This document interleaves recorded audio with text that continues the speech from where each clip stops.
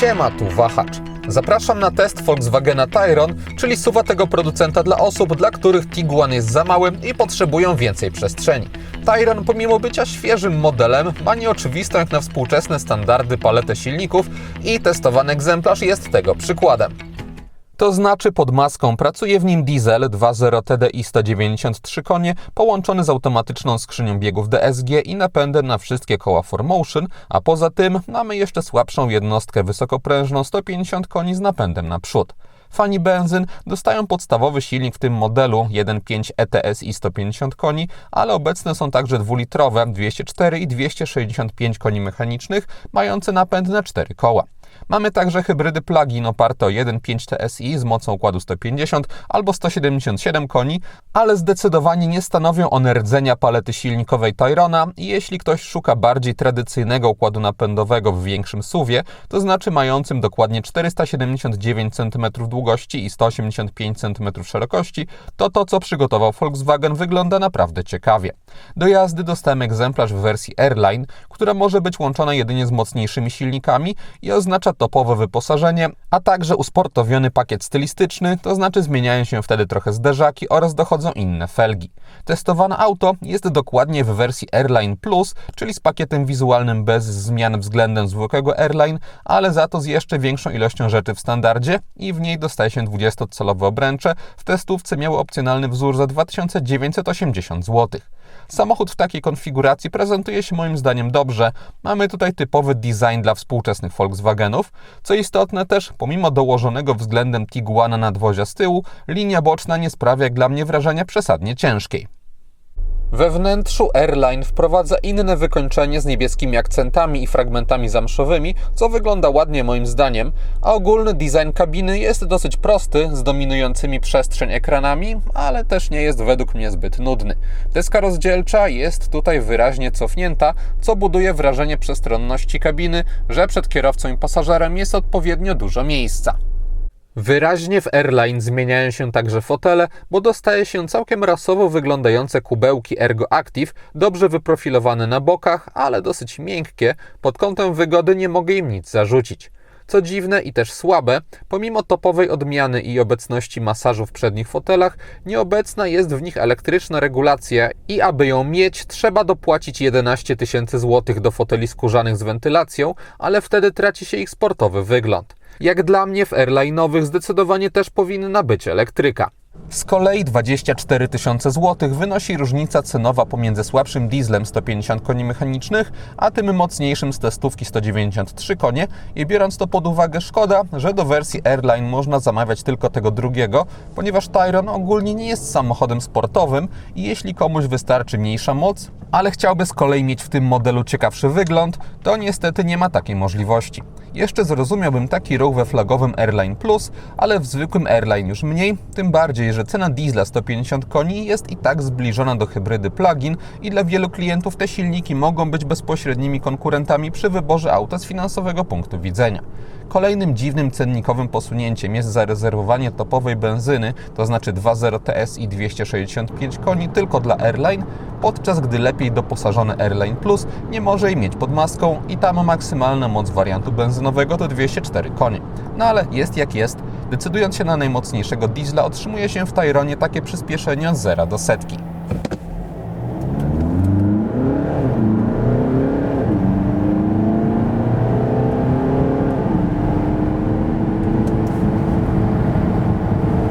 Oraz takie od 90 do 140 km na godzinę.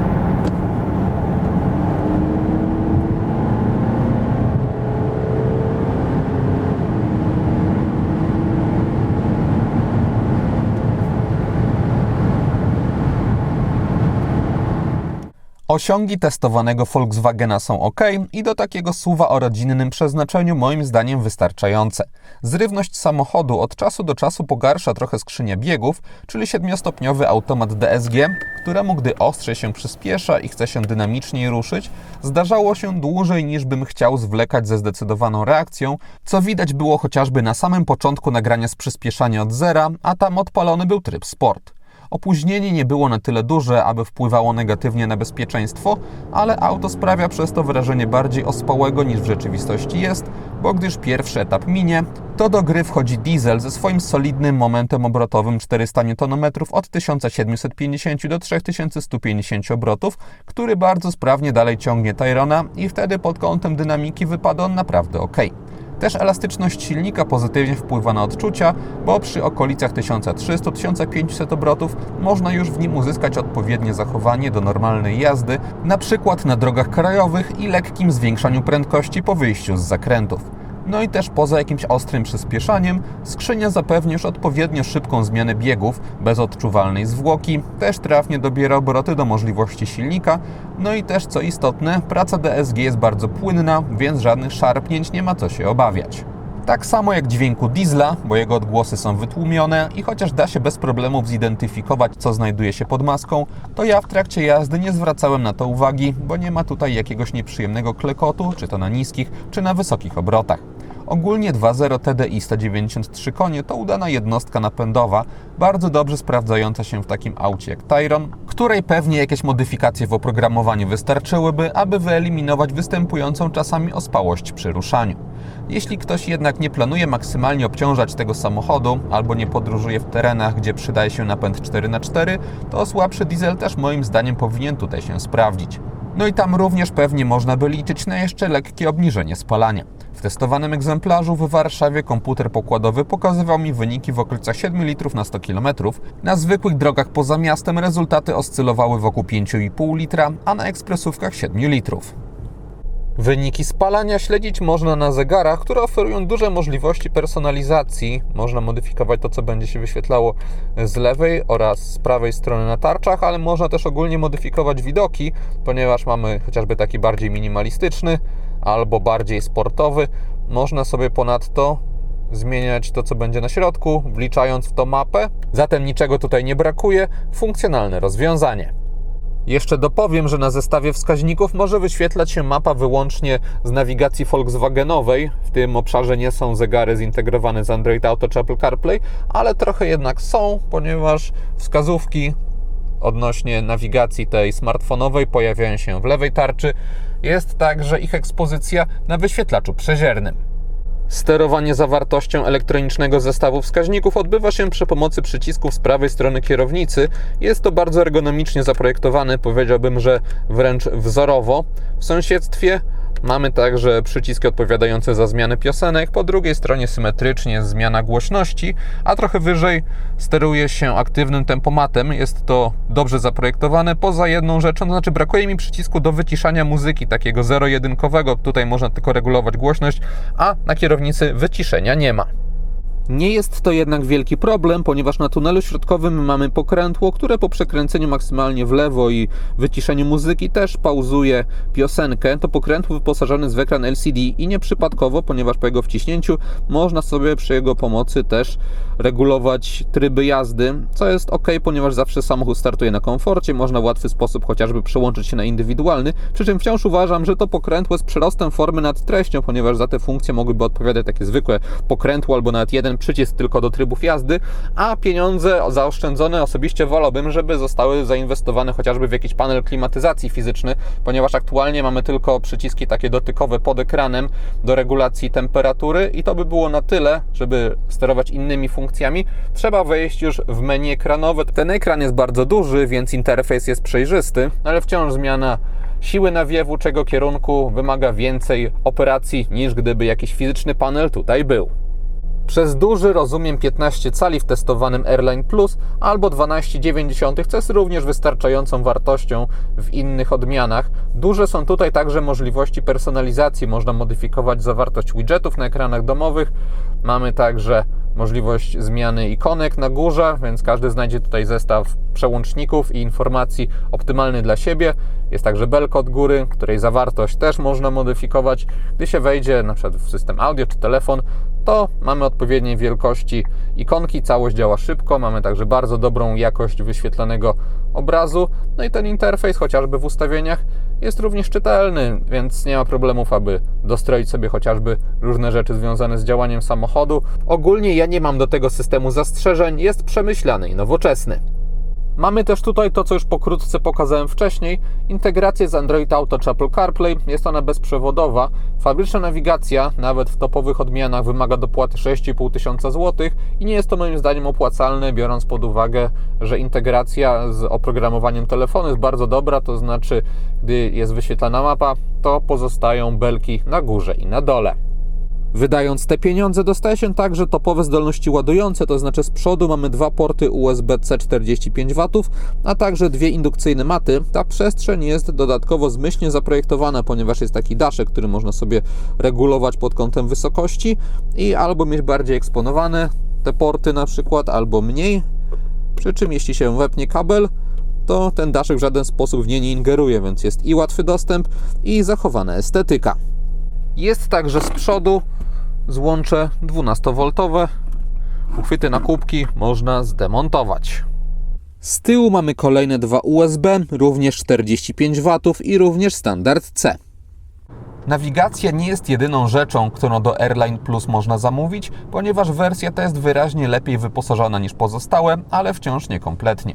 Dodać można w dalszym ciągu panoramiczny dach, hak holowniczy, jeszcze kolejny pakiet stylistyczny Airline Black Style, przyciemniający różne elementy nadwozia, lepsze audio, wspominaną nawigację czy skórę na fotelach, a także ogrzewanie postojowe i ceny tych opcji wahają się w przedziale 4-8 tysięcy złotych każda.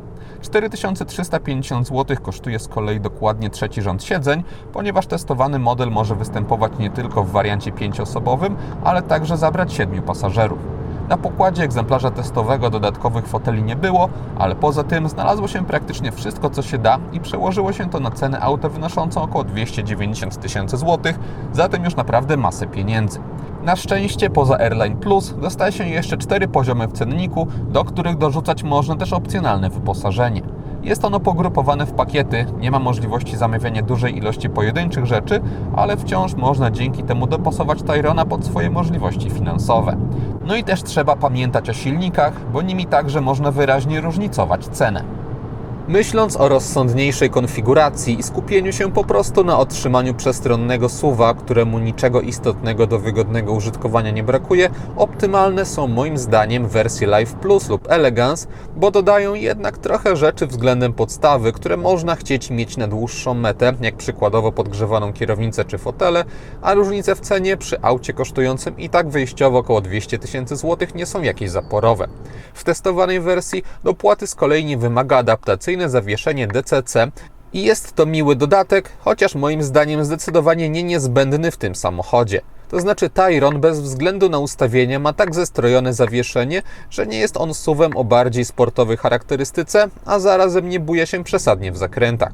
W związku z tym, wybierając najtwardsze parametry zawieszenia, zaczynałem odczuwać trochę mniejszych nierówności, których wcześniej zdawało się nie być, co moim zdaniem było po prostu niepotrzebne.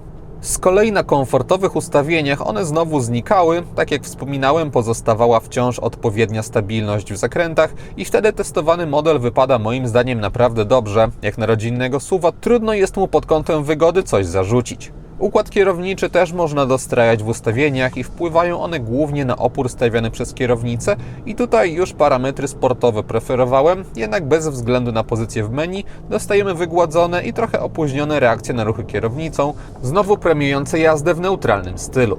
Taki zestaw, jeszcze w połączeniu z elastycznym dieslem sprawiał, że Tyronem w dłuższych trasach jeździło mi się naprawdę przyjemnie. W mieście nie ma on jakiegoś przesadnie dużego promienia skrętu, ale fakt zostaje, że jego wymiary czuje się jednak w różnych ciaśniejszych miejscach, chociaż bryła nadwozia ze względu na dosyć neutralne linie nie utrudnia dodatkowo wyczucia jego krańców, co najwyżej tylna szyba jest dosyć wysoko poprowadzona. Wciąż jednak obecność kamer się przydaje, niestety oferują one bardzo rozczarowującą jakość. Jest ona wciąż używalna, ale ostrość jak na samochód na tej półce cenowej wypada bardzo kiepsko i widać, że Volkswagen wrzucił tu jakieś swoje stare kamery. Dodatkowo kamera tylna za bardzo rozciąga moim zdaniem obraz po bokach kadru, przez co trudno jest ocenić, jak daleko realnie znajdujemy się od samochodów, na przykład wjeżdżając w miejsce parkingowe. Myśląc o rozsądnej, jak wspominałem, wersji Elegance, niestety za kamery 360 stopni trzeba dopłacić, bo w standardzie jest tylko tylna. Gdyby ktoś jednak był Tayronem w wersji Elegance zainteresowany, to z podstawową benzyną można mieć go także 1976 zł netto miesięcznie w wynajmie długoterminowym w ofercie partnera Wahacz TV firmy Carlis Polska. Rata taka możliwa jest przy 4-letnim wynajmie, zerowej wpłacie własnej i rocznym limicie kilometrów 20 000. Dodatkowo wpisując uwagę do zamówienia na stronie Wahacz Free, widzowie kanału mogą mieć darmowy transport wybranego auta. Link do oferty wrzuciłem w opisie filmu. W przypadku najbardziej rozbudowanego pakietu oświetlenia wnętrza Ambient Plus dostajemy dużo dekoracyjnych źródeł światła i też o ciekawej formie, chociażby na drzwiach czy na desce rozdzielczej przed pasażerem. Mamy także mnogość kolorystyczną do wyboru, to znaczy są albo przygotowane przez producenta kompozycje, albo można sobie samemu sterować barwami. Są 2 kolory, które można sobie ustawić, ale też można kilka kompozycji zmieniać i wtedy będzie albo jednolity, albo będą różne strefy na różne kolory się świecić. Te strefy to są te najbardziej widoczne, pasek na desce rozdzielczej na drzwiach, mamy też podświetlenie kieszeni w drzwiach, a także pedałów, też ciężej widać w kamerze, no ale ogólnie można sobie to bardzo precyzyjnie tutaj dostroić i bardzo przyjemnie moim zdaniem to się prezentuje. Instrumenty pokładowe podświetlone są na kolor biały, optymalny moim zdaniem, biorąc pod uwagę, jak można sobie urozmaicić wygląd tego wnętrza po zmroku. Przednie światła Volkswagena Tayron mają dosyć prostą formę z paskami do jazdy dziennej zintegrowanymi z kierunkowskazami, a także z listwą z podświetlonym logiem, co jest moim zdaniem tutaj niepotrzebne. Wszędzie na froncie, podobnie zresztą jak w innych częściach nadwozia, mamy LEDy. Kierunkowskazy w bocznych lusterkach prezentują się tak. Z tyłu mamy bardzo ładnie, jak dla mnie, ułożone LEDowe segmenty po bokach, a także listwę na środku i znowu podświetlone logo. I tutaj znowu nie jestem zwolennikiem tego rozwiązania, to znaczy wiadomo, gusta są różne, dlatego optymalna byłaby moim zdaniem możliwość wyłączenia tego w menu. Jeszcze warto dopowiedzieć, że o ile tył świeci się cały zawsze, tak przód z podświetlonym logiem i paskiem obecny jest przy odpalonych światłach mijania, przy tych do jazdy dziennej już nie. Z kolei, aby móc obserwować chociażby efektowne animacje towarzyszące zapalaniu się świateł, trzeba albo wybrać wersję Airline Plus, albo dopłacić około 9000 zł, bo adaptacyjne światła LED Matrix są w niższych odmianach opcjonalne. Szkoda przy ogólnej cenie auta, ale na szczęście za te pieniądze dostaje się też sporo innych rzeczy, jak wyświetlacz head-up czy kamery 360 stopni, zatem koszt ten się rozmywa. Jeśli ktoś zdecyduje się na światło matrycowe, to ich zadaniem będzie takie pionowe wycinanie fragmentów wiązki, aby nie oślepiać innych kierowców, a zarazem maksymalizować oświetlanie innych obszarów na drodze.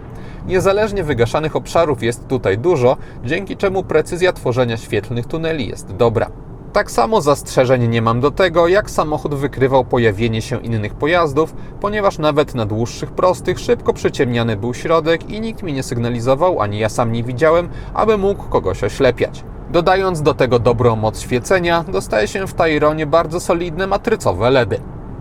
Na tylnej kanapie, po ustawieniu przedniego fotela pod siebie, na nogi mam ogromny, iście królewski zapas wolnej przestrzeni. Panoramiczny dach w Tayronie nie jest zbyt szeroki, w związku z czym moja głowa już wyraźnie ląduje tutaj pod sufitką, ale wciąż od niej dzieli mnie taki bezpieczny margines. Tunel środkowy jest w testowanym modelu w wyraźnym stopniu wystający.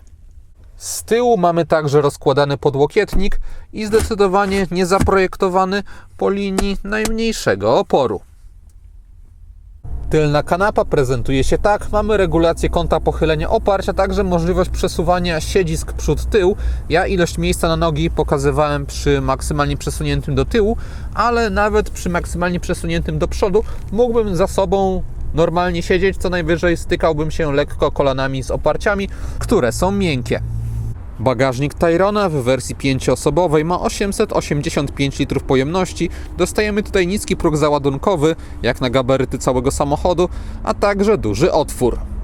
Po bokach w kufrze mamy kieszenie, są także wysuwane haczyki oraz dźwignie służące do łatwego składania oparć w drugim rzędzie.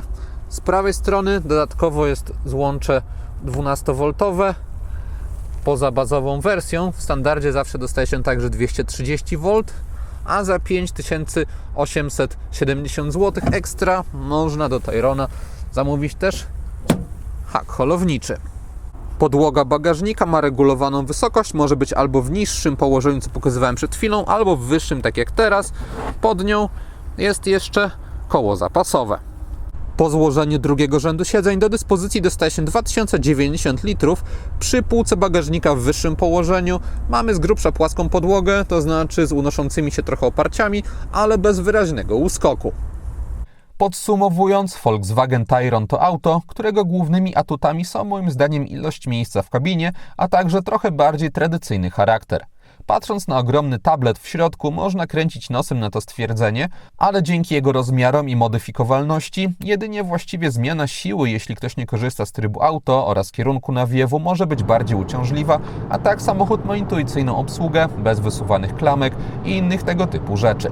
No i obecność dwóch diesli w palecie, czy niezelektryfikowanych mocnych benzyn nie jest obecnie czymś oczywistym, a w autach tego typu dla wielu klientów pożądany.